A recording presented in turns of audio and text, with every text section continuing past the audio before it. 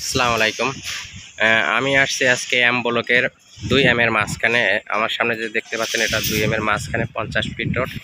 তো এখানে বাড়ি ঘরের কাজ চলতেছে মোটামুটি ভালোই, অনেক ডেভেলপ হয়ে গেছে এখন।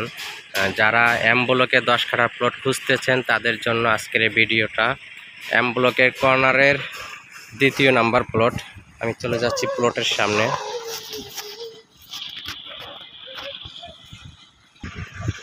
আমার সামনে যে প্লটটি দেখতে পাচ্ছেন এটা হলো এম ব্লকের একটি 10 কাঠার প্লট। বাউন্ডারি কমপ্লিট করা আছে, ফেসিংটা দক্ষিণমুখী। যারা দক্ষিণমুখী প্লট খুঁজতেছেন এম ব্লকে তারা অবশ্যই আমার সাথে যোগাযোগ করবেন। ডিসক্রিপশনে আমার ফোন নাম্বার দেওয়া থাকবে।